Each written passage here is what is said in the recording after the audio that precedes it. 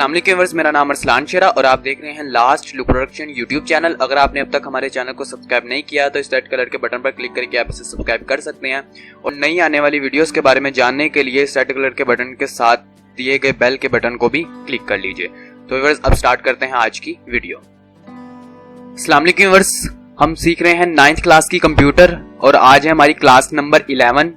तो इससे previous lecture में हम लोगों ने थर्ड जनरेशन के बारे में पढ़ा था और उसके फीचर्स के बारे में पढ़ा था। तो आज के लेक्चर में क्लास नंबर 11 में हम लोग 4th जनरेशन माइक्रो प्रोसेसर के बारे में पढ़ेंगे और उसके फीचर्स को देखेंगे कि उसमें क्या क्या फीचर्स थे। तो आज की क्लास को स्टार्ट करते हैं व्यूअर्स। तो 4th generation micro processor, 4th generation computer start with the invention of micro processor. ठीक है, चौथी जनरेशन का आगाज हो गया था माइक्रो प्रोसेसर के इजाद होने से। The micro processor is a complete processing circuit on a chip. ठीक है, माइक्रो प्रोसेसर एक मुकम्मल सर्किट था चिप्स के साथ बना हुआ। It contains thousand of ICs और इस एक प्रोसेसर को हजारों आईसीज को मिलाकर बनाया गया था। Ted Hoff product the first microprocessor in 1971 for Intel. Ted Hoff ने इंटेल के लिए 1971 में पहला प्रोसेसर माइक्रो प्रोसेसर बनाया। The example of 4th generation computers are Apple, Macintosh and IBM। 4th generation computers की एग्जांपल्स में जो सबसे ज्यादा नुमाया है वो एप्पल, मैग्नेटोश एंड IBM है। तो व्यूअर्स ये था इसका एक छोटा सा तारुफ जिसमें आपको ये बताया गया है कि ये किसने बनाया था, कब बना और कैसे बना। अब हम देखते हैं इसके features.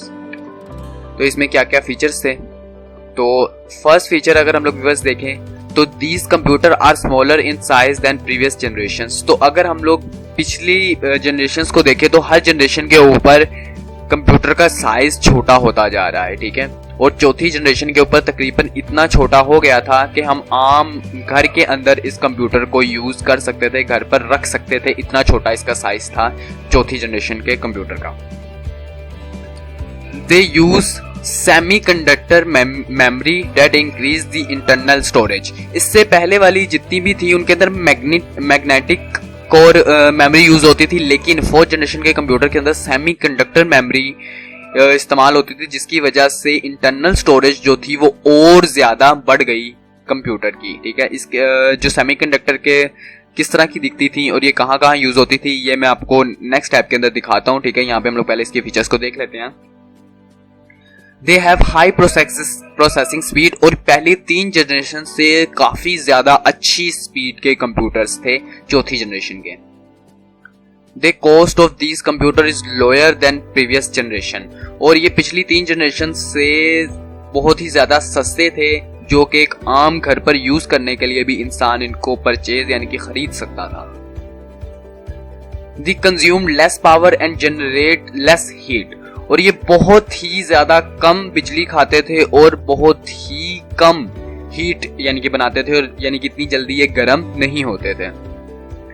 They are more reliable and powerful। और ये बहुत पहले से बहुत ज्यादा बेहतर और बहुत ज्यादा ताकतवर थे। They are general purpose computer।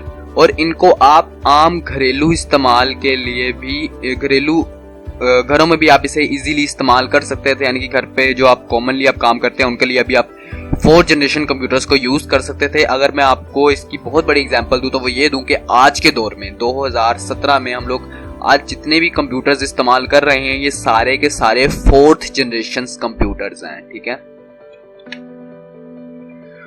उसके बाद they support all types of high level language. और ये तमाम की तमाम जितनी भी हाई लेवल लैंग्वेज हैं उन सब को सपोर्ट करते हैं। तो अगर ये थे इनके फीचर्स। तो इसी के साथ आज का लेक्चर हमारा खत्म होता है। ठीक है, आपके सामने सेमीकंडक्टर एरो के साथ बताया किया गया है कि ये था हमारा सेमीकंडक्टर। ठीक है, और साथ बोर्ड की आपको एक शक्ल दी गई है। ठीक है, इस बोर्ड के अंदर ये जितने भी आपको छोटे छोटे सर्किट्स नजर आ रहे हैं, ठीक है, ये जितनी भी चिप्स नजर आ रही हैं सारी की सारी सेमीकंडक्टर्स हैं। ठीक है, तो व्यूअर्स आज के लेक्चर के हवाले से अगर आपका कोई भी क्वेश्चन हुआ तो आप कमेंट बॉक्स में कमेंट कर सकते हैं। इंशाल्लाह आपकी जितनी हो सके मैं आपकी मदद करूंगा।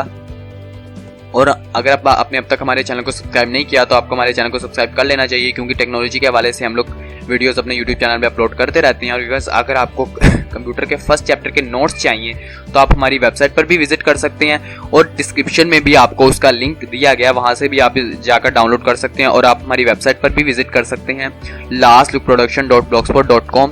यहाँ पर आने के बाद आप यहाँ पे शॉर्ट क्वेश्चन आंसर में आएंगे, ठीक है। यहाँ पे आपको हमारे तमाम के ऑल सब्जेक्ट्स के शॉर्ट क्वेश्चन मिल जाएंगे। यहाँ पे 9th कंप्यूटर के ऊपर आपने क्लिक करना है तो आपके सामने ये PDF फाइल एक ओपन होगी, ठीक है। यहाँ पर आप पहले इसको रीड कर सकते हैं। रीड करने के बाद अगर आपने इसे डाउनलोड करना है तो डाउनलोड नाउ के बटन पर क्लिक करके यहाँ डाउनलोड नाउ सर्वर 1 इस पर क्लिक करके आप इसे डाउनलोड भी कर सकते हैं। तो व्यूअर्स, मुझे उम्मीद है कि आज का लेक्चर आपको पसंद आया होगा। इसे लाइक कीजिएगा, अपने फैमिली मेंबर्स और अपने दोस्तों में शेयर कीजिएगा, और अगर कोई भी प्रॉब्लम हो तो हमारे कमेंट बॉक्स में कमेंट कर दीजिएगा। मिलेंगे नेक्स्ट क्लास में। खुदा हाफिज, अपना ख्याल रखिएगा, अपनी दुआओं में हमें याद रखिएगा।